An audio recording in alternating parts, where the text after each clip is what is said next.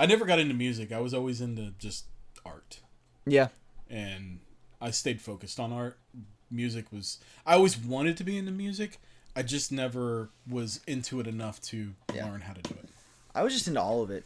Painting and drawing and music and video games. You're multifaceted. Well, I think I have ADD.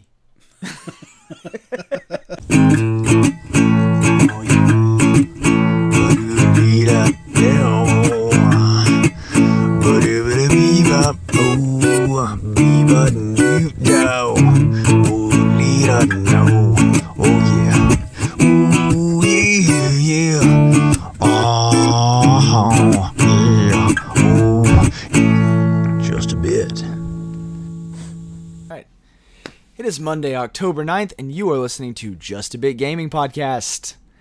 I'm your host, Ryan Chumpy Crash, or that's just Aces Reynolds. Either way. It's both right now. Both and neither. You confuse me with your multiple names on Twitter, man. Yeah, I've been labeling you on the videos as Chumpy Crash. Well, I know. I think it's applicable. I think you can find me as Chumpy Crash. Easier than that's just Aces, probably. And this is my lovely co-host, Adrian Bertazoid Townsend. Whoop, whoop. And apparently we're some special boys. We are. We just had this conversation about being special boys. I'm ultra special. We just want to be the special boys. It came from Adrian went to Retropalooza in Dallas this week. This past week. I did. And we were talking about wanting to have our own booth, and things like that, and be the special boys. Yeah. At the show. So it would be cool to go there and and actually talk to people and maybe record a podcast at a convention. I thought that would be super interview cool. some people. Yeah. Get like crowd feedback and interview random passerbys or something. I just think that would be cool. Oh, it absolutely would. And I think next year I love talking to people I don't know. Yeah, I know you do. And it would be fun. And that's how we met. Mm-hmm. You just marched on up to me and started talking to me, and I was like, I don't want to have anything to do with you, but you were like, talk to me. I see what I want, and I take it. So yeah, Retropalooza was a lot of fun. I got to meet a lot of YouTube people that I like to watch. The Completionist, the Game Chasers, the Dreamcast guy, GameSack. Joe from GameSack was there. I think both of them were there, but I only saw Joe. Pat the NES Punk was there. We also had Boogie. I can't remember the set of numbers behind. It's Boogie 9 something. I don't remember the number behind his name, but that dude is popular. I had no idea how popular that. Have you heard of this guy before? I've not. Okay, this guy Boogie, he does a character called Francis, and he's this overweight dude that whines and complains about things, and he throws things on the floor, and he apparently got a really big following from this. But not only that, he's battling weight loss, and he's very outspoken about losing weight, and I think he's become kind of he's become like a role model to people, bit of a figurehead in that community. Yeah, because the dude he's really nice, really knowledgeable, really outspoken about his battle, and a lot of people take to that. I love watching his videos. He's the Francis. If you only knew him from Francis, you would think he was just this douchebag asshole. But that's a character. He plays a character. That's cool. But his real life person is really cool. I gotta show you some videos sometime. But anyway, he was there, and Mike Matei was there. I didn't get to meet him, but are you familiar with the Angry Video Game Nerd? Yes. Okay, yeah. So the Angry Video Game Nerd and Mike Matei, they're like buddies. They make these videos together. They've always made these videos together. So it was pretty cool that he was there to say hi to everybody and everything. I didn't get the chance to meet him, and I'm probably missing some other YouTubers, but it was a really cool event if you want to meet some of the people that you watch on YouTube. That's cool. Or that I watch. I watch all these guys, and so it was really kind of cool to meet them and say hi, tell them I appreciate their work and everything. Did you pick up anything cool? I did. Yeah, I picked up a few rarer titles for my collection, which was cool. And the kids and Amy had a good time there. We walked around, met people. The kids got to buy some art things that they were looking for. we got to spend time with my brother, which was cool. My brother lives down there, so we went and That's stayed awesome. at his house and hung out with him, and it was a great weekend. I had a great time. That's cool. I'm glad you enjoyed it. Yeah, thank you. I didn't realize that you had left town to go to that until I saw it on social media. Oh yeah, I was And I was posting like, a few pictures up there. I shouldn't have to be finding things out about Adrian. I told you at the Thursday. last podcast where I was going. Yeah, I know. I just wasn't paying a lot of attention when you told me. The truth comes out. Ryan, what have you been playing, man? Well, I mean, of course, I'm still playing Breath of the Wild. It's become a part of me. Yeah. It's impossible not to. You know, at least even like just for a few minutes, I'll sit down and play it. Yeah. But I finally, for the first time since I got it, put it down this week and played something different. And I downloaded and played Fortnite Battle Royale. Oh yeah, Fortnite. Yeah. That's, Pretty shameless knockoff of PUBG. dude, it is identical in so many ways. But what was your opinion on it? Oh, it's fantastic. Yeah, It's so fucking fun. And honestly, someone's probably going to like shoot me through their earbuds. Visually, I like it better than PUBG. I might have to agree with you there. Because it's got that kind of almost like Team Fortress Yeah. 2 kind of exaggerated, cartoony, but everything looks so like crisp Yeah. and cool that the aesthetic of it is so entertaining. Yeah. And the gameplay of it is incredibly entertaining. Because I'd never played You PUBG. never played PUBG, but Yeah, so this was my first foray into that Battle Royale, scene. well, what they did that was so right was releasing it for free on PlayStation, and is it on Xbox? I don't know. I think so. So releasing it on consoles for free. You can't play PUBG on the consoles. No, not yet. And that was the thing, is that they were kind of back and forth. The PlayerUnknown, was back and forth on whether or not to publish it for console, and then like when it was gonna we're gonna do it, but who knows when, Yeah. just real back and forth. And then these guys were like, "Fuck it, look what we did." Yeah. So they straight up stole the market, and they the PUBG guys, PlayerUnknown. Yeah. They were trying to, looking into legal action or whatever. They have no grounds to stand on. I think we talked about this last time. But I mean, that'd be like, EA suing someone for putting out a snowboarding game. yeah, exactly. It's a yes, there are a lot of things that are similar. You can obviously tell that they ripped straight from PUBG, but Well, they admit works. it. It's shameless. Yeah. Self-effacingly shameless. They're just like, fucking yeah. And it's cool. Have you tried it? Because they're paying some respect though to PlayerUnknown, because they're like, look, your game was a huge influence to us. Yeah. And everybody wanted this on console, so we just did it. We just did it. Thanks. Yeah. We love you. We love what you did, but the world needs more. Yeah. I think it's a dirty market out there. If you don't get in there first, Right. then you're going to be left behind. And Absolutely. they got into the console market first. And to top everything off, they made it free. They made it free, and it's got a second mode on it. Yeah, that you could pay for. Like, isn't it like the It's like four horde on mode or whatever? 4-on-4, like team shooter tower defense style, where you actually you build your fort and protect it from like zombies and stuff, right? Yeah. Which is cool. I haven't played that mode, but you still have like the building powers or whatever, the building functions on the Battle Royale.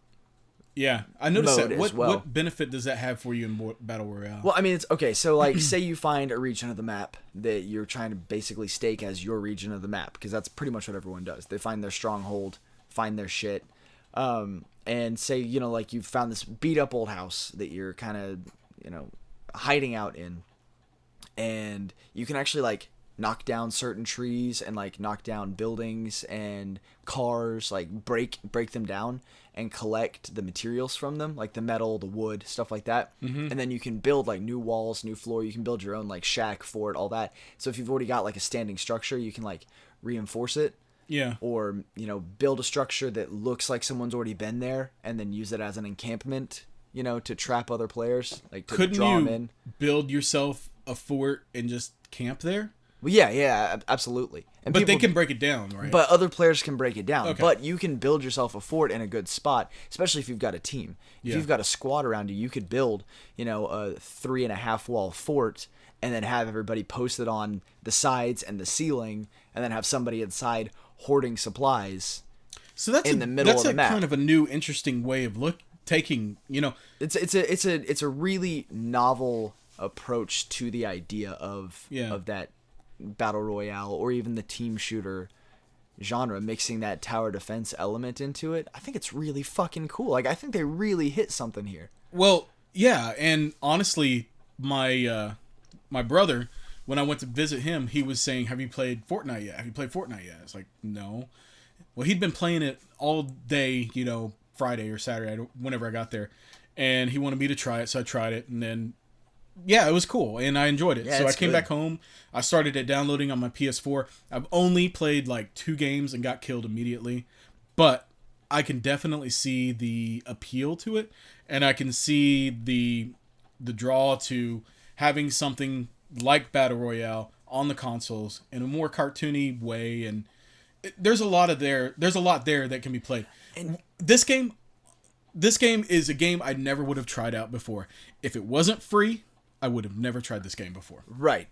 And I think that's the brilliance of it. Yeah, I agree. And honestly, the cartoony, almost cartoony aesthetic of it makes it feel a lot more accessible. Yeah. Makes it feel a lot less like hardcore, like I'm a gamer, I'm a player, like, even like watching PUBG videos online, like, I can't imagine myself playing that game. It seems too intimidating because people take it so seriously. The tone is so serious. The animation is so serious. Like, it seems like a core game. Like, you better be there to fucking compete, But this one, it seems more like, just go, do this, shoot each other. That sounds like fun.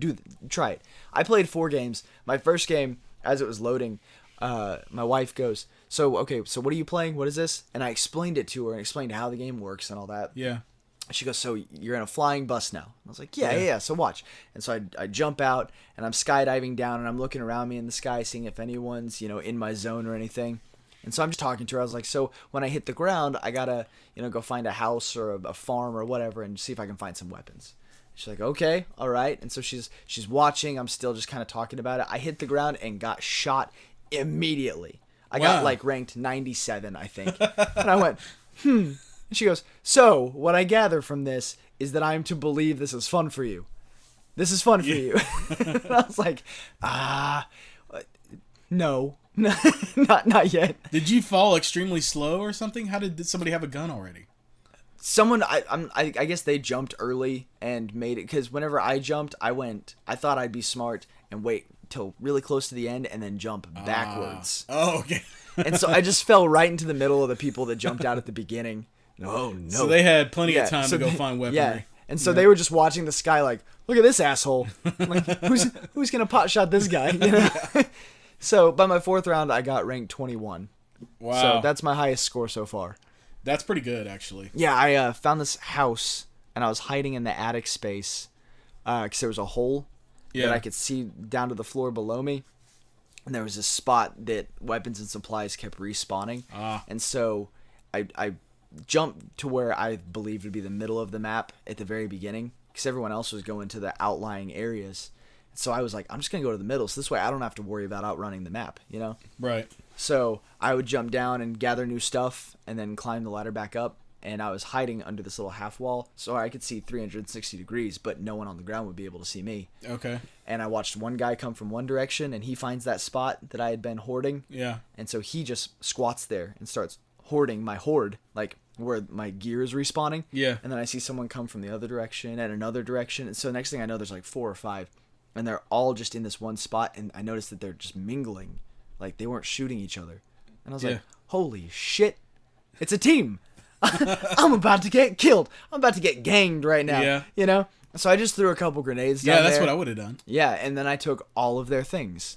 Oh, so you did get them? Yeah, I killed them all. Nice, Every man. one of them. And then, you should have recorded that. I want to see I it. wish I had been recording it. And then some fellow was hiding in the tree and shot me in the head. Still, I wouldn't care at that point. To get 4 kills like that is pretty damn. Yeah. That's one of those moments where you just like, yeah, I did that, and you What deal up? with it. Yeah, yeah. I wish I could have heard their reactions. Yes. When I did it. Yes. Because they were unhappy. Because they're like, oh look, we found this spot. It's got a respawn with like gear respawn. Yeah. And it's in the middle of the map. Like they had the same thought I did. It's like this is perfect. We're gonna win. Yeah. But we're a team, so we're like for sure gonna win. That it's stuff like that. It's the stories that game creates. It's like in PUBG, I had a very similar story, except for I was with a group, and we were coming up to a stash that had fallen from the sky. They'll release like weapon stash. Yeah. And so we walked up to it, and there was an entire team all on the ground going through this box, and so we all unloaded, and we got killed the entire team of 4 guys instantly. It's the most gratifying thing. It's so gratifying, and then you're like, and now I will have all of your toys. Yeah. This game, I'm glad that it's free, first of all, because now we can play it together if we can somehow make the time to do it. My brother anybody who has a PlayStation 4 can play this game. And it's awesome. And it's great. I've already, in the past 48 hours, recruited 4 or 5 of my buddies. Yeah. To download the game, and then have already started playing it, got the controls under, got it locked, and then I gave your name to all of them. Okay, your that's player fine. tag, Yeah, I'll be on there, so they could add you, so we could all just squad up. Hell yeah, man, that's awesome. And I got it's gonna be so fun. My brother's been wanting me to play, so I get I can bring somebody else into the mix. That would be a lot of fun. How big are the teams? I'm not sure. I've only played solo. Oh, okay. I don't know. Because I think on PUBG, the max team was 4. I could be wrong, but I think that's what it was. It's like 4 or 5, I think. And that's fun enough as it is. Just to get in there. Those games, they're fun solo, but the most fun you'll have is when you're with a team. Oh, and you guys can share the experience. Absolutely. I think, as far as I know, the one gripe I've discovered about it is that it doesn't have any operable vehicles. Not a huge deal, not a huge loss, but right. I would have liked to run people over.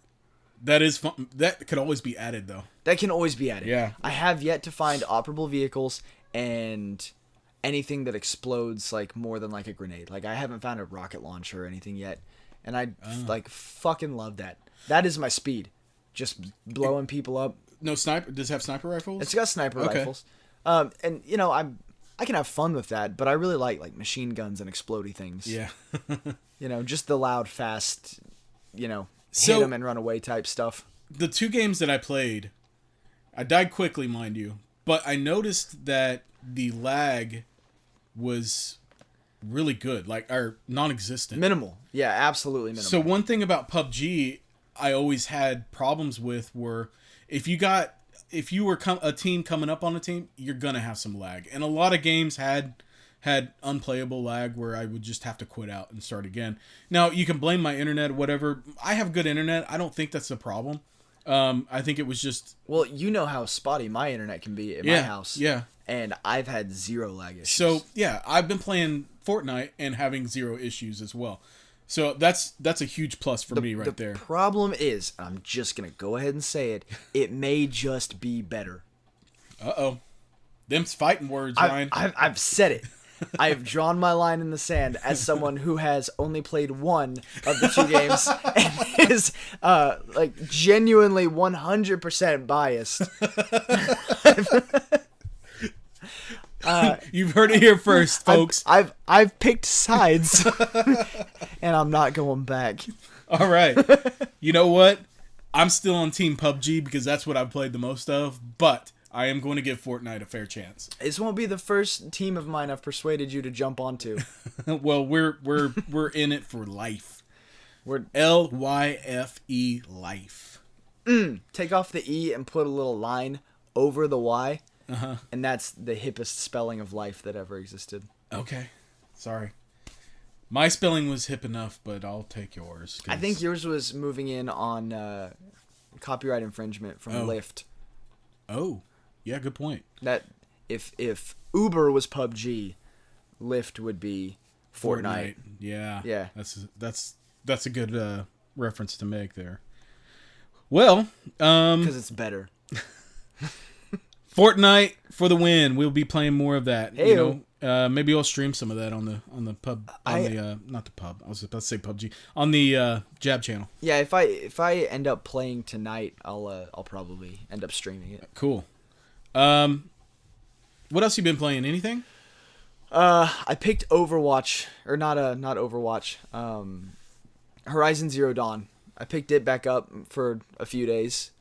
I was getting pretty far in that game when I played it when it first came out, and I got distracted and put it down for a while. Like me. Yeah. I did the same thing. And I lost touch with the controls, like in a big way, because there's so many combo controls on there. Yeah. So honestly, I think when I say I was pretty far, I was still pretty much at the beginning of the story. Right. But I had done so much exploring that my character was pretty well evolved. Yeah.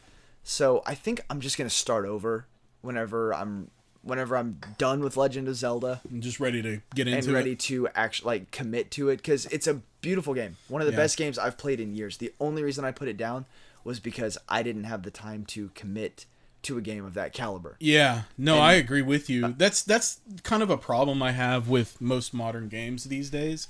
They're just so fucking huge. They're huge and they're involved, and then have you've got to devote expansions. Your time to it. Yeah. So then it's episodic. It's just like you think you're done, and then they're like, "Oh wait, there's more. Oh wait, buy this season pass." Yeah, multiple playgasms. Yeah. Well, the thing it's a charm bracelet of beautiful frustration. Yeah, and that's great, and I love it. I love being able to go back to these games that I love to play. The problem that I have, though, is a lot of these games, besides requiring, your full-on attention for exploring the world or taking in the story or whatever, the control schemes. They every now and then... so fucking involved. They're already involved to begin with, but then they add a new ability, add a new thing, add a new thing. And then all of a sudden you're like pushing 3-4 buttons at a time to do this move. And if you leave it for a while and come back, even a week, you leave it for a week and come back to it, that muscle memory is hard to gain back. What are you doing? Yeah. How do I do this? Yeah. So it's almost like I have to sit through, play the entire game, and if I put it down for any length of time, I'm screwed, and I'm gonna have to start the game over to relearn those controls that I'd already forgotten. And that's kind of a turnoff for me, unless the game is really good and it catches my attention and I can and will sit and play through it. There's no... If I put a modern game down and try to come back to it later, the chances of me actually playing through it is slim. Best of luck, homie. Yeah. I've played the beginning of games, of a lot of games, several times. Yeah. And then I get to about the same spot and I'm like, well, that was fun. Yeah. So, about the time I had enough time to start maybe committing to a game like that, I got the Switch and started playing Breath of the Wild. Yeah. So I still do want to I've mentally committed myself that that'll be the next game I go back and revisit and finish. I rarely actually finish games, but I really want to, because I dig the story. The story was really good. Also, I really like that game has kind of, I guess, developed its own little subculture. Yeah. Its own real following. If you look on convention boards and cosplay websites and stuff like that, the amount of detail people put into their Horizon Zero Dawn Aloy cosplays and stuff is unreal. Well, it is crazy. There's an easy explanation for that. She is a strong female protagonist who doesn't have to dress all sexy. Right, she wasn't sexualized. Yeah, and a lot of people take to that, and I think that's great, and I think they should do that more.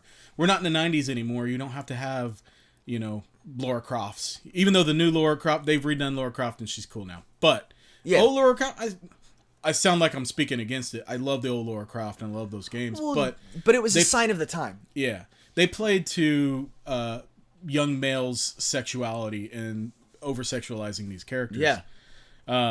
That's not a tangent I meant to get into, but... I mean, I think we touched on that a little with the last episode. I know we've touched on it before, but that is I think one of the main reasons, besides it being a fantastic game, that is one of the main reasons that people take to it, especially women. They like seeing a strong female protagonist. Absolutely. Who doesn't need to have big boobs, and dress sexily. Like her armor is realistic to her environment. Yeah. You know? Yeah. And I could see my girls really taking to a character like that. Yeah. And I support that fully. So yeah, it's cool. It's cool. It is cool. But I mean, that's pretty much what I've been playing. Yeah. You know, like I said, I just picked that up for a few days. And honestly, like I played a few days of Fortnite and really enjoyed it. Played a few days of Horizon again and enjoyed revisiting it. And then any spare time I've had to play, you know where I am. It's still Legend of Zelda. And that's fine. I know. Mario might be taking that pretty soon. We'll get into. I know that sounded like a good segue, but that was a really, for all the times I've told you about your awful segues, that was a really strong one, and then you just fucking cut me off at the knees with it. I'll segue to it again. I got another good segue because we're still on the topic of what we've been playing. What have you been playing? Actually, I've been playing a couple of mobile games, not much in the way of console games. You've been doing it. Yeah. So I got a new iPhone 8. And with that iPhone 8, I decided to download Super Mario Run, and Stranger Things, the game. Have you heard of this? I know it exists. Okay, so that's as much as I know about it. The Stranger Things game is reminiscent of like a 16-bit era type of game, but the graphics or the animations, I should say, are phenomenal in this game. I love it. They're so like cute, like. You play as we start the game playing as the cop, and I don't remember his name. I don't recall. Anyway, you're going into the facility to the secret facility, and I'm not sure. I didn't really pay attention to the story, but you're going there. If it's like the show, you're going there to find out more about this secret dimension or whatever. So while you're there, you're finding key cards to unlock doors. Oh, and I should say this is a top-down view game. So yeah, I was gonna ask. Yeah, you're finding key cards, you're finding treasure chests, money, you're rescuing the kids that are there, unlocking doors, releasing lasers, fighting guys. It's cool, and I've never been one for phone games like this because I don't like the touch mechanics. You know, usually you'll have these invisible D-pads and buttons that you push, and I can't play games like that. It just doesn't work for me. I need the click. I need the feel. Absolutely. So this one does it in a kind of clever way. So you hold the phone, and it's a top-down view, and you point or touch where you want to go.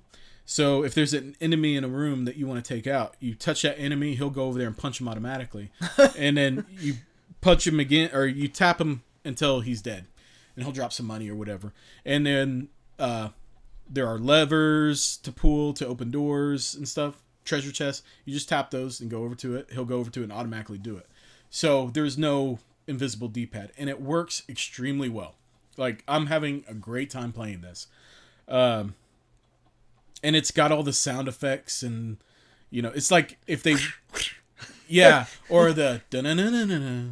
Like, have you seen Stranger Things? I've watched the first few episodes. Oh, you're missing out. I never finished it. Oh, I know. I guess I never asked you before I started talking about this. I stopped watching it because I watch shows about, like, I play video games. I start them. You started me. And I start too many at once, and then I have to, like, go back and cycle back through and try to finish them. Yeah. No, I hear you. I don't watch TV shows at all, but this one interested me because of the 80s kind of thematic element about it. And so I went in and started watching it and was hooked immediately. Watched it all the way through, binge watched it, love it. That series is so good. And you better believe that when the season 2 comes out at the end of the month, I'll have it done within within a day or two of coming out. But it has all the music and sound effects from the series put into chiptune type. That's cool. Creation. It's so good. It is so good. If you guys have a chance to check it out, I definitely recommend you to download that game. It's free. Download it, play it. It's worth it. On top of that, I had been playing Super Mario Run. Are you familiar with this one at all? That one, okay, so it's like a running view, right? Like a side view, and he automatically runs, and you click it to make him jump. Exactly. Correct? That's exactly right. So, and you hold it. You don't have to hold it sideways. You hold it like vertically. Okay. And it plays exactly like a 2D Mario game plays, and And it works because when I'm playing a Mario game, I'm generally just running forward the entire time. Rarely do I go backwards. So it works. And they have all the level design is set up in a way that knows that your character is running and it wants you to tap the screen when it wants you to tap the screen. So they lead the way with coins to kind of indicate where you should be tapping. Kind of guide. Yeah, so and the goal is to collect like 5 pink coins throughout each stage, and these coins can be hidden. They could be in seemingly unreachable places that might require you to jump off of 2 enemies to get there. Or it might be hidden in a block that you don't know. So it requires multiple playthroughs of these levels, but these levels are short. So you play through it once, try to find all the coins. If you don't get them, play through it again until you find them all. Right. And then by the, several times after playing this, you've grown accustomed to the level and you know how to do it and you've gotten all the coins. And it's so fun. And then they have a Toad Rush, I think is what it's called, where you play against like bots of other people. Like somebody might play this level and it'll save their replay. And the goal is to collect the most coins. So it'll save their replay, upload it online, and you're playing their ghost. Oh, that's pretty cool. Yeah, so if you collect more coins than your opponent, then you get more toads for your village. I don't know what that means, honestly. I don't care about that. I just like playing the game. I like competing against other people and seeing if I can beat their scores, or their coins. And it's a hell of a lot of fun, man. And it was on sale last week for $5. I don't know if it still is. It's a $10 game. If you're into Mario, 2D Marios, I definitely recommend you pick it up. How could you not be? Really? It's so good. It's so good. It's Mario on the go on my cell phone, and it's super easy to play. I play that game more often than I thought I would. I don't play cell phone games, so it's cool. Well, I do. Yeah. I cleared the entire contents of one of my old cell phones that still works. Yeah. And it's a 4G phone, and I just been using Wi-Fi and just putting like my mobile games on there and just using a different phone to store my mobile game library. Yeah. And play on that, which is crazy that I play that many mobile games. Because I'm still playing Bethesda Pinball. I just downloaded an N64 emulator to play Legend of Zelda. That's got to have those stupid... Oh, I can't play... How can you play an N64 games with this touchscreen? It's not comfortable. No, it's like you can have a smaller screen where it's got actually like it like shows a diagram of the pads on the ends, but at that rate your screen's so tiny. What I would like to do if there's a way to do it is to put one of these emulators like on my Surface Pro and actually play with like a USB controller. That would be ideal. I'm sure there's ways to do that. They make attachments. Like I know I've seen them before. There's attachments that you can put around your phone and play with actual buttons, and it's like a portable system. Or I could just track down a copy of Ocarina of Time and play it on my N64. I could do that. You could get a 3DS and play it that way. I could do that. Do that. Yeah, it's on the 3DS, and I think Katie has it. She does. That's her game. That's her game? I bought it for her for Christmas last year. That's cool. Katie's my little gamer, so if she acts interested in an old school game, you better believe I'm going to get her that old school game. So, yeah, she already had a 3DS, so I went ahead and picked up...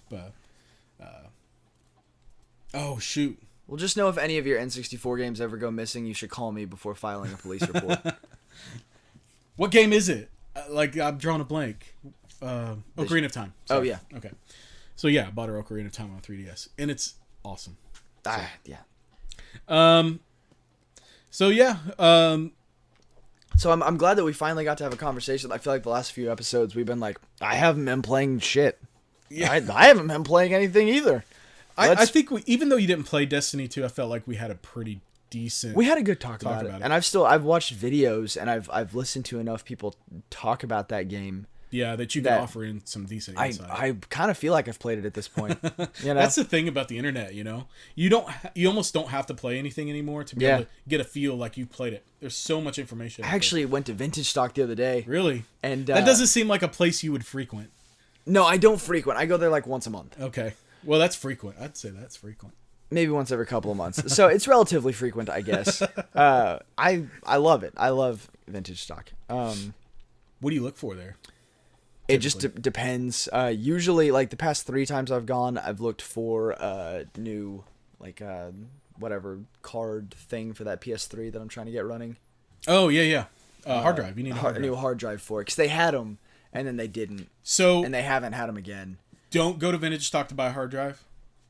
Buy a hard drive on Amazon or something. Okay. You're gonna save more money that way. You're gonna get a bigger hard drive. It just takes a standard 2.5-inch laptop to, hard drive. So yeah, we went the other day, and I was looking for Cars, Disney Cars game for the PS2 for Malone. Oh, is he into cars? For Fat Big, yeah. Well, he's into like vehicles in general, but yeah. Ever since he watched the Cars series, he's kind of like about it. He really digs it. And I looked online, and those games got decent reviews as far as like open world racing type games go.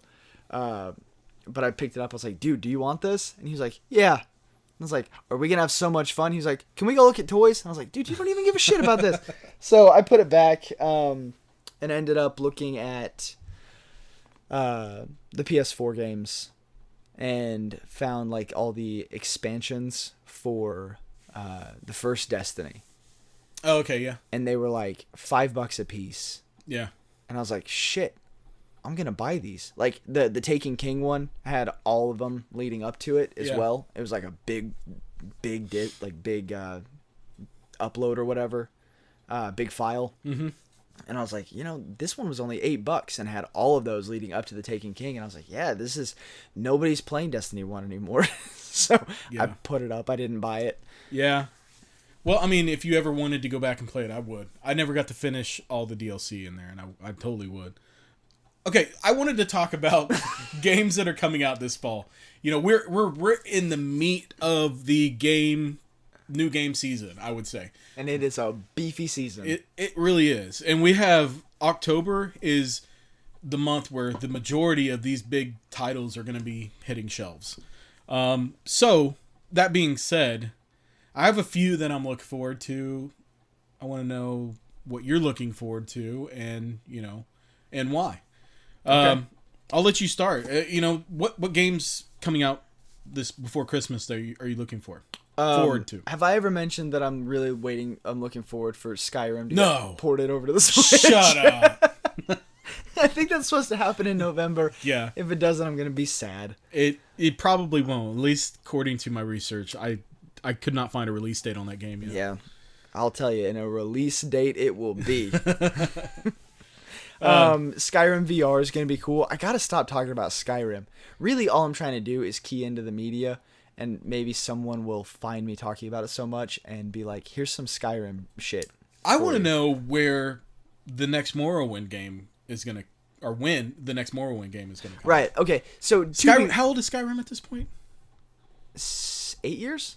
Dude, it's old. And they're milking the hell out of it. It's aging well, but to be fair, they're really fucking milking it. Yeah. Like, everyone that loves Skyrim as much as I do, or even more, or anyone that likes Skyrim is going to be just as excited, or maybe more excited, to see an actual new game than a re-release or a port or new content. Skyrim, it's great, it's beautiful, and I can't praise it enough. I love it. Obviously, I've made that very known. But I would actually be more excited to see a new game. Well, absolutely.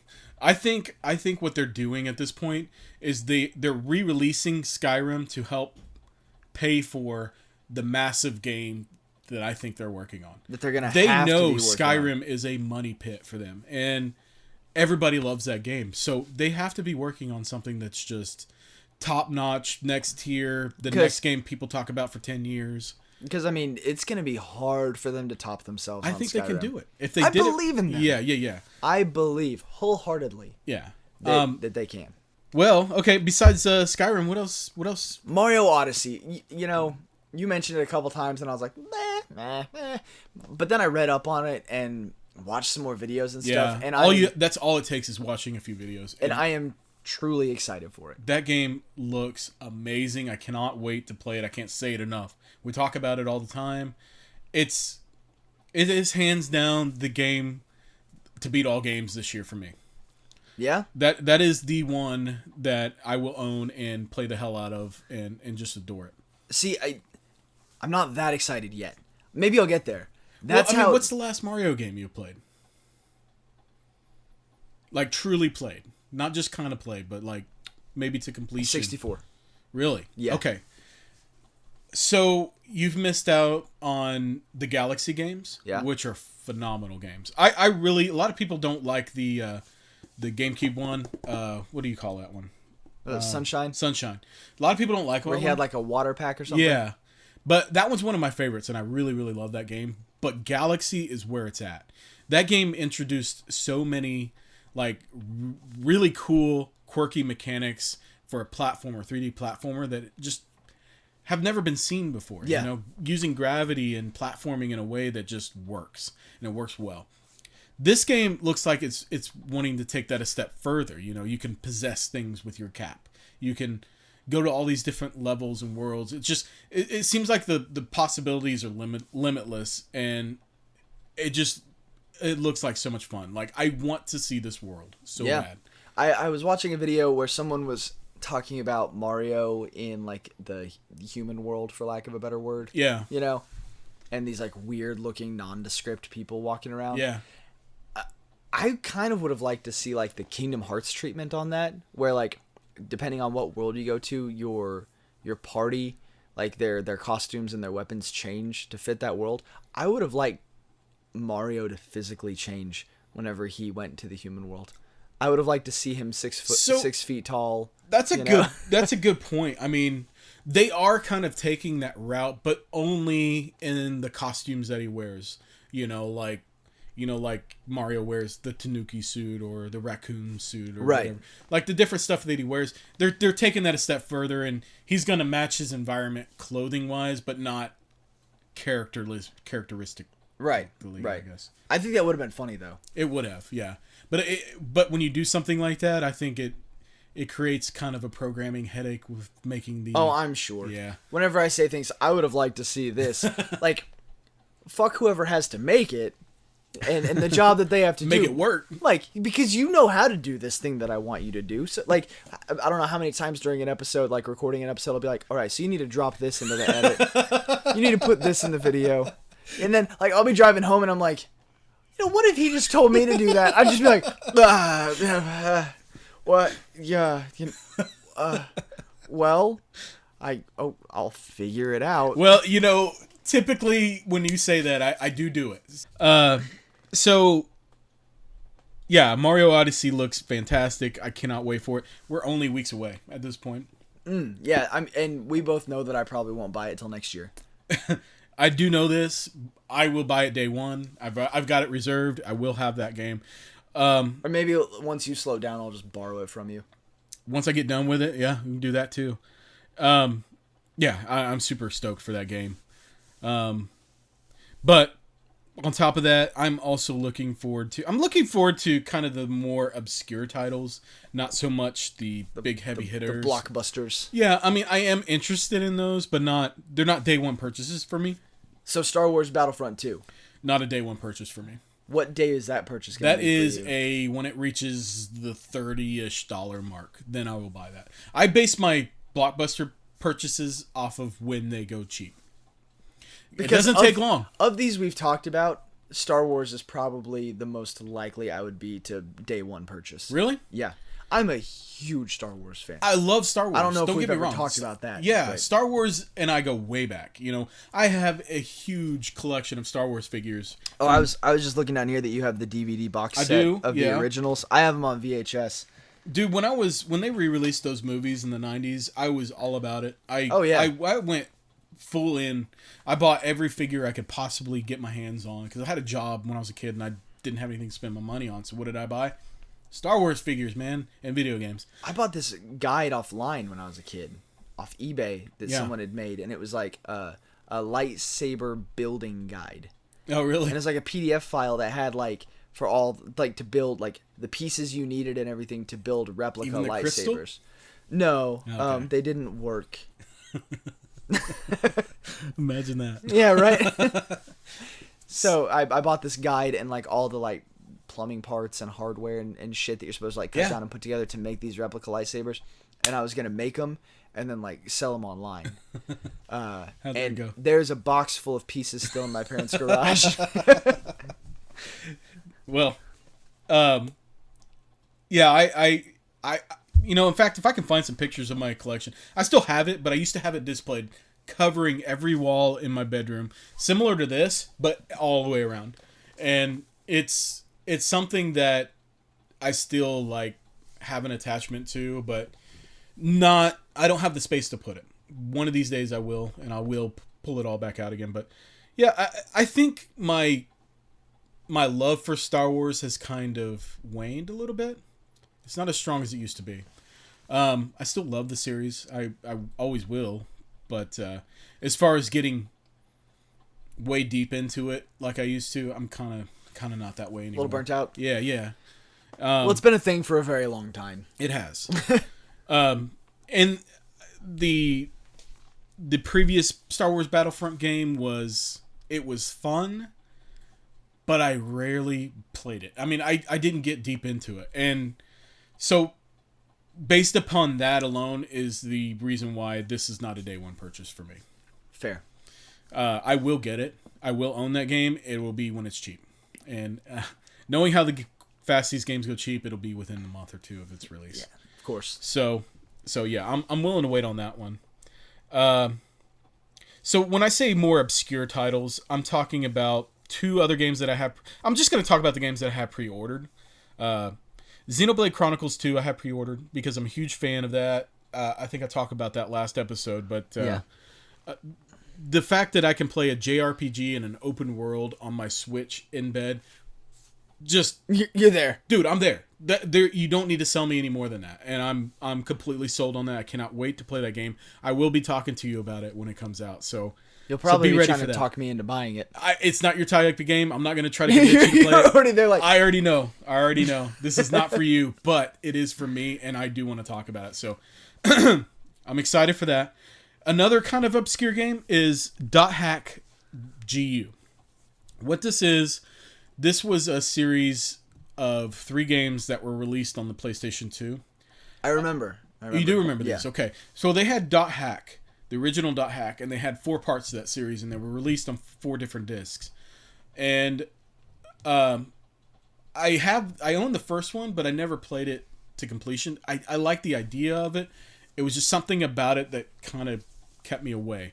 It was kind of boring, I guess. And boring, when I say boring, I mean going to the same dungeons over and over and over. It kind of had a Destiny syndrome about it. Right. Playing the same thing over and over and over again, and it just gets repetitious and boring. Yeah.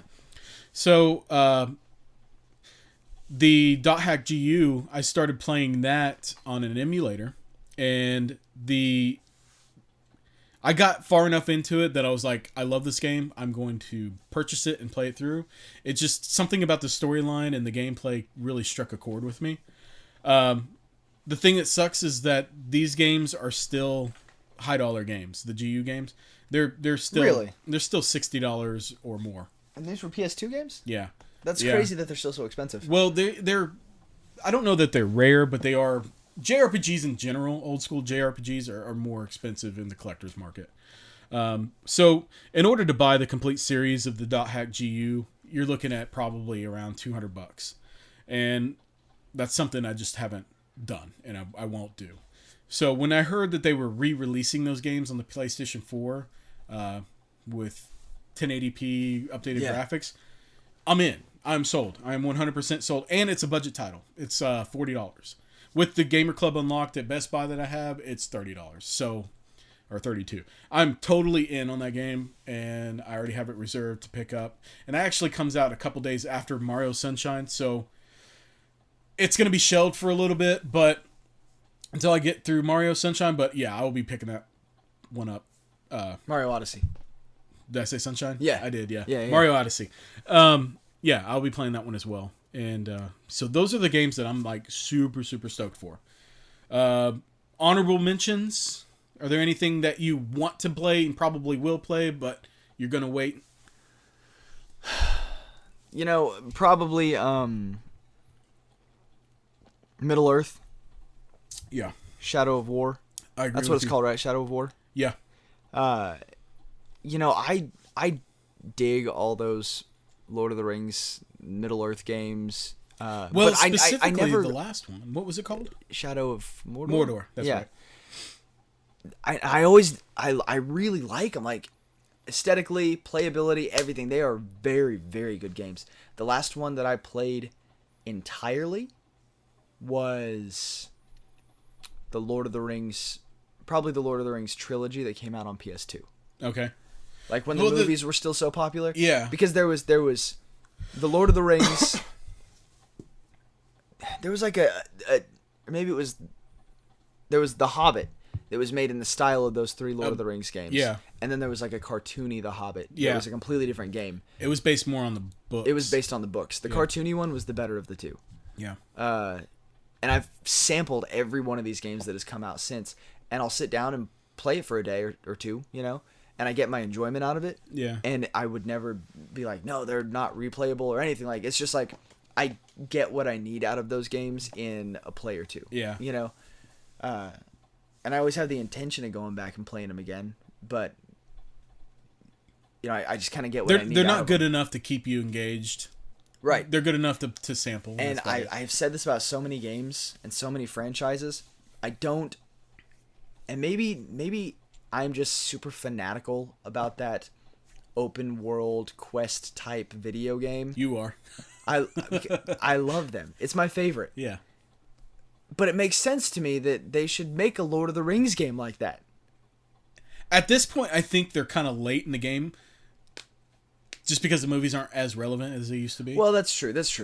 But it is still something that's like, why not? Why didn't they do that? Why didn't you do that? Yeah. Like, the quasi dungeon crawl kind of Dynasty Warriors type bit that they went with in the PS2 era. You know what? It fucking worked. It was fine. It worked. And it was fun and it was playable and it got the point across. Yeah.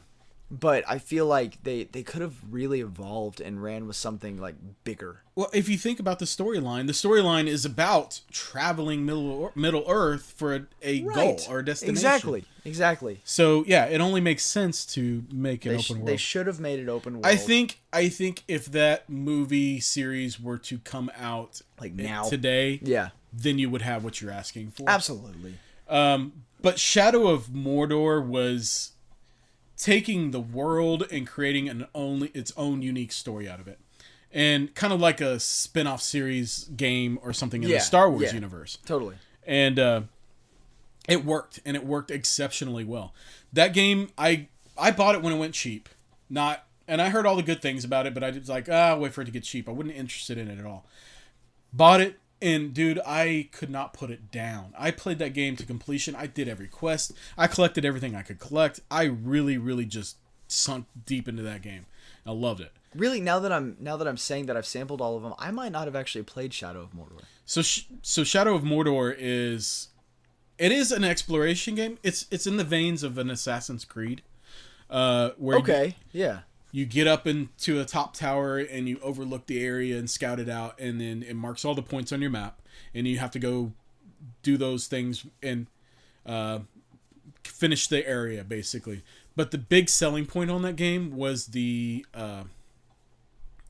way the bosses, I want to call them, the big head leader orcs, the way they would interact with your character, and you could fight them, and then if they beat you, you could fight them again later on, and they'll remember that they beat you.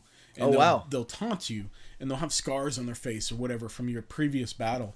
And they have like the AI that they give to these characters is really, really well done.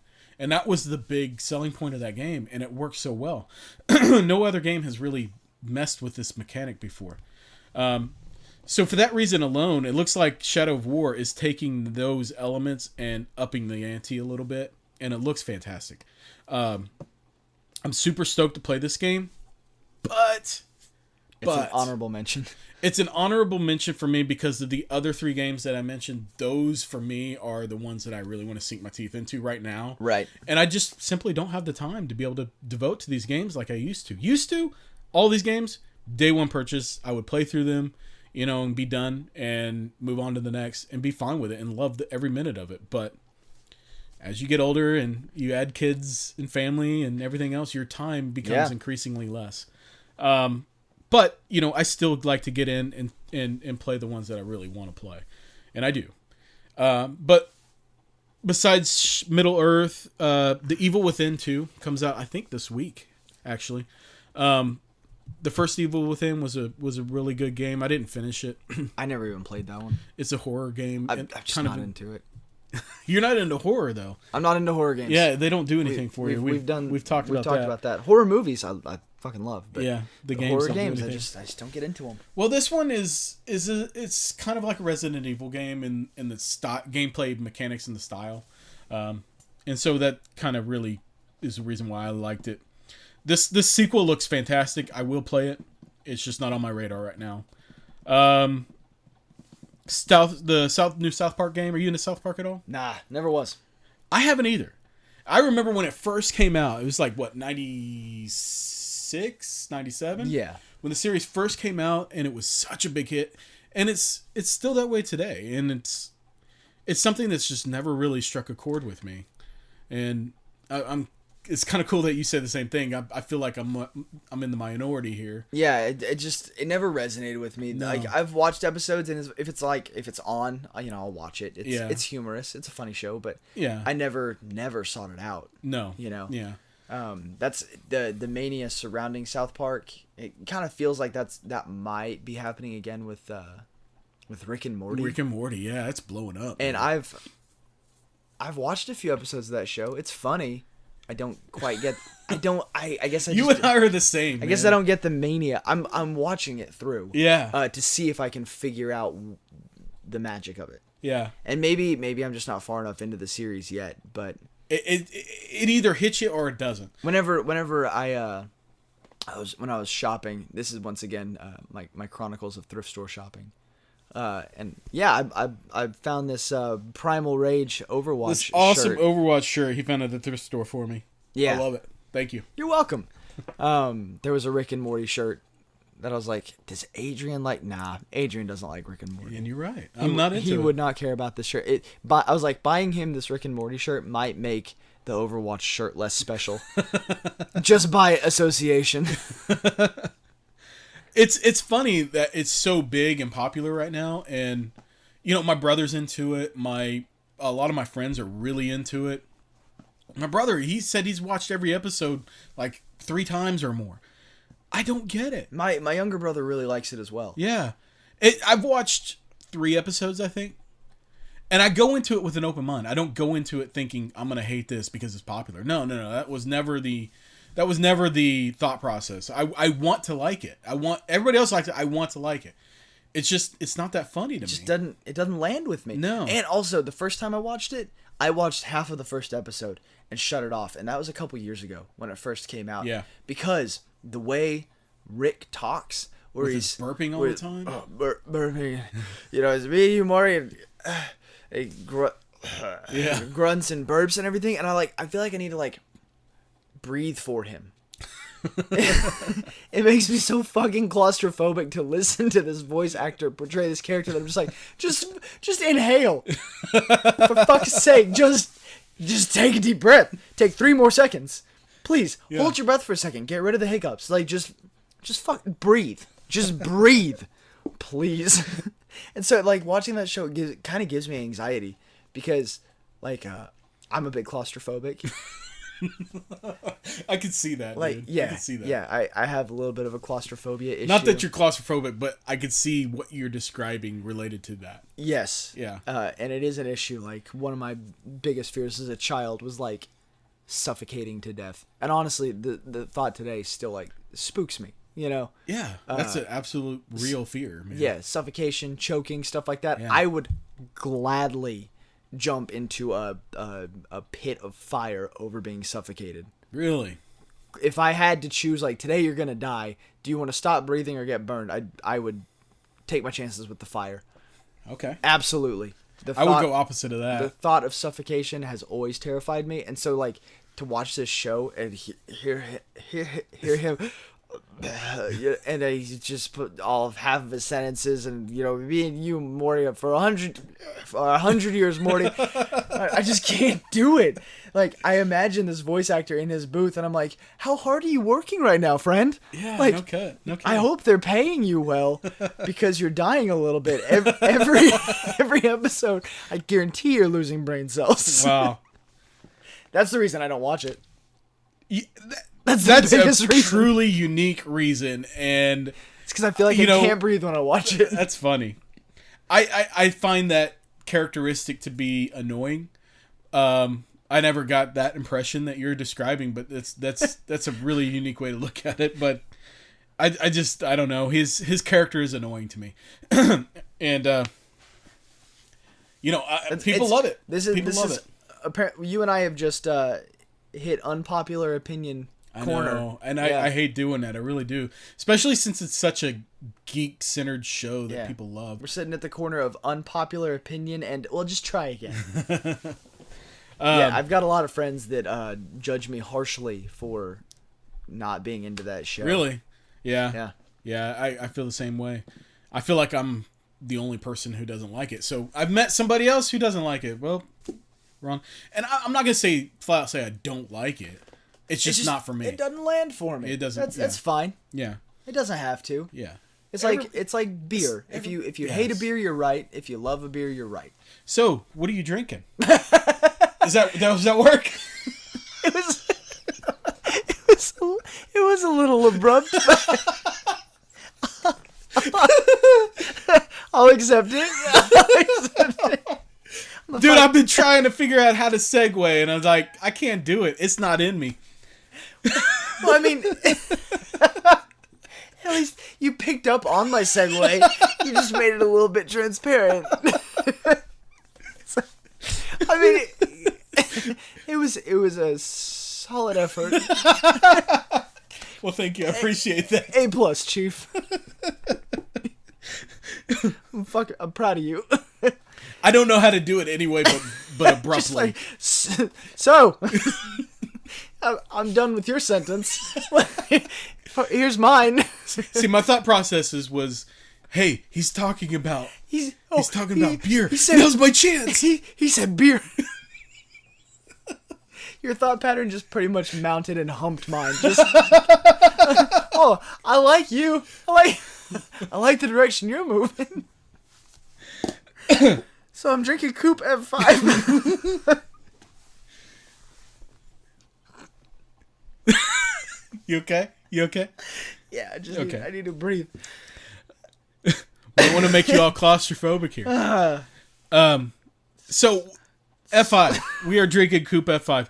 We have mentioned this beer many times over on the show, and I'm glad to finally feature it. This beer is Adrian's Skyrim. It absolutely is. Yeah, that is a great way to put it. That is the only thing you've mentioned as repetitively on this show as I have mentioned Skyrim is Coop F5. No kidding, man. As far as IPAs go, F5 takes the cake. It is so good, man. Yeah, it's one of those beers that if I go to a bar, or not a bar, a restaurant, I don't go to bars anymore. That was 20s thing. I'm in my 30s now.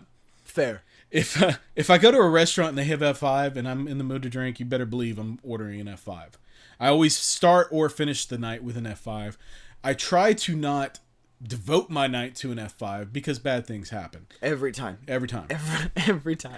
But F5, the Coop F5 IPA is one of those beers it's a full flavored, very good IPA, full of hop, full of alcohol. The alcohol content in the F5 is pretty high for a beer. 7.1%.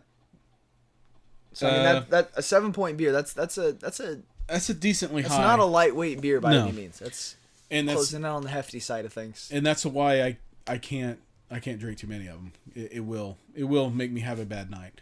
Yeah. But as many bad nights as I've had with Coop F5, I keep coming back to it because it's a damn good beer. It's so tasty. It's got it's got a lot of character. You know, there's so many beers that are complex for the sake of complexity. You know, like you have a mouthful of it and there's 9 things going on, and some people love that, some people hate it. This beer has a lot of depth and a lot of character and its own complexity, but it doesn't feel like a bunch of separate elements. Right. I said separate. A bunch of separate elements like dancing around in there. Like it's got a good balance. But I mean, we've said that so many times about Coop's lineup, though, is that Coop is a solid brewery. They put out good stuff, just good balanced stuff, and we've said it before that they tend to have like that Coop characteristic. Like if you've been drinking Coop's lineup, when someone puts one in front of you, you know on your first drink that it's a Coop. Yeah, they have a distinct recognition about them. Yeah, I agree with you. They all of their beers, they do have a different taste, but they all have the same kind of, I guess, the hoppiness. They just, I don't know, like the bitterness about them are similar. You can just tell they're a family. Yeah, you know, there's a consistency to their lineup that is hard to find other places. And it's a great name. You don't get more Oklahoma than F5. Yeah, that's a brilliant name for a damn good beer, and it's easy to remember. You know, you always come back to it. I don't know anybody who doesn't like F5. I'm sure they're out there, but most people I've talked to who are into craft beers, F5 is up on their list of top. It's top just beers. A fantastic beer. Yeah. I don't know if they sell it outside of Oklahoma or not. Do you know? I don't know. I don't know either. I haven't checked on that in a long time. They probably do at this point, at least should. Regionally. Yeah, absolutely. I'm sure they do. So I don't know what else I can say about it that we haven't already said. I mean, I think our talk about F5 has been spread out through 10 episodes. Yeah, and it kind of happened weirdly today. I was kind of in a hurry to get home and set up for the podcast. I didn't have a chance to go run by and get an Oktoberfest. I know we've been talking about doing Oktoberfest, so I'm already taking a break from the Oktoberfest though, because I tried a couple others in our off time. Yeah, and I'm a little Oktoberfested out. Are you? Okay. But next show we'll jump back on that. That's fine. And I already had a fridge of F5 because that's my normal beer anyway. So we were just like, we talk about this beer all the time. Why not feature it? It's amazing that we hadn't yet. Yeah. So, knocking that one out. F5 for the win. If you have the opportunity to try it, please do. You'll love it. Coop, you did it again. All right. Clink. So, with that being said, man, I think I'm about ready to wrap the show up. What do you think? I think we've done a pretty good job. I feel proud of how on task we stayed tonight. We didn't get real distracted about things. No, we didn't, and which was tough. I will say that. Really? Outright. I enjoyed being able to talk to you about these games more in depth. It was fun. Well, but distraction is a hobby of mine. So is that where your ADD comes in? Yeah. It may not be so much a hobby as like a muscle spasm. You know, I might not actually have any control over it. Well, I will say you did a fantastic job. Thanks, man. I'm twitching on the inside. So before we leave you, I wanted to announce. Well, this is episode 10. This is a milestone, man. 10. This is a milestone. We didn't even really episode. do anything special for it. We didn't, and I don't know what we could do, but announce that I'm going to be converting this show from a bi-weekly show to a weekly show. Yeah, get excited! Yay! Oh my God, he's so hot. Adrian, look at your pants. They're nice and He's wearing gray. He's wearing tighter pants than usual. I know that. Now you know that. You can hear him drumming on it. That's right. The pants are smaller than his actual legs. They're squeezing them all together, you know. Yeah. They're not that tight, but we are. So how this is going to work is I'm going to kind of nerd out on retro gaming and game collecting in general. It's obviously, if you see my background here, the other parts of my room, I am very, very into game collecting, and I feel like I have a lot to talk about on the subject. So I wanted to go ahead and turn this into weekly show where I'll get on and talk about, the kind of the nerdiness of it, I guess. I don't know. I really want to geek out on it, basically. So I'm going to, every other episode from the normal episodes that Ryan and I record will be an episode focused on retro gaming, game collecting, in some sort of fashion. So yeah, I mean, that's what's going to happen. Hoping to put out an episode a week and keep content flowing for you guys, because I like podcasts that come out every week. I don't know about you. Well, I mean, in between the podcast and that you're going to be doing those bi-weekly solo casts, and then I'm still working on putting together the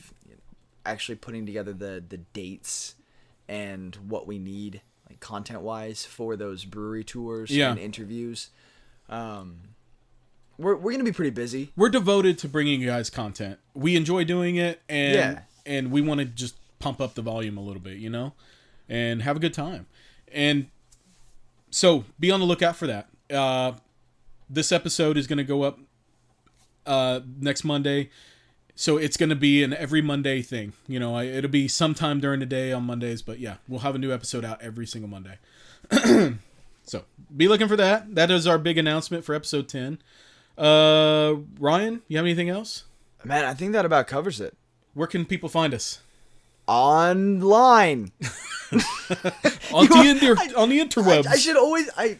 I should expect that question at the end of every episode, and it catches me off guard every single time. Where do we post our content? We post our content on YouTube. That's right. Searching for Just a Bit Gaming Podcast. You could probably leave off the podcast at the end, and it would... Just a Bit Gaming. Yeah, I haven't tried that, but you probably could. It would show up, and we're on SoundCloud. SoundCloud, iTunes, anywhere you get your podcasts, you can find us. Just Seriously, a Bit Gaming. Download Podcast Republic. It's an app, and you can subscribe, and every time we put out a new episode, we'll send it directly to you. Yeah, like same thing on iTunes. Sexy little present. Yeah, that's right. We are also on Twitter, Instagram, Facebook at JabGcast. JabGcast. Is that Facebook? That's Facebook as well, right? Yeah, JabGcast. So, we post our goings on there, whenever we start streaming, we'll post there, Follow us on those social networks. Leave us some comments and questions. Yeah, follow us on Twitter. We need reviews on iTunes, guys. That helps us out tremendously as far as getting new listeners. Yeah, I do. So That's true. Thank you. That's all I got. That's about all I got. Ryan, thanks for 10 episodes, man. We did 10 episodes. It's our Manniversary. It is. It feels great. I love saying that we're 10 episodes in. Happy Manniversary. I can't wait to add another 0 to that. Darling. Happy Manniversary. And we're out. Thanks, guys.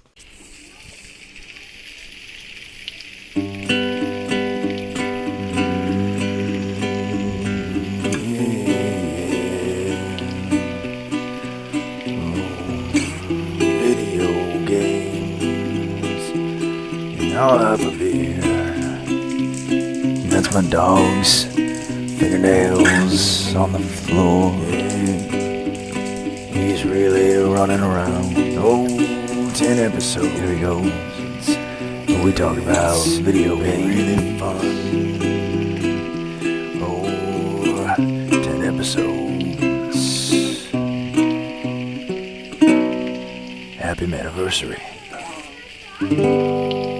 Just a bit.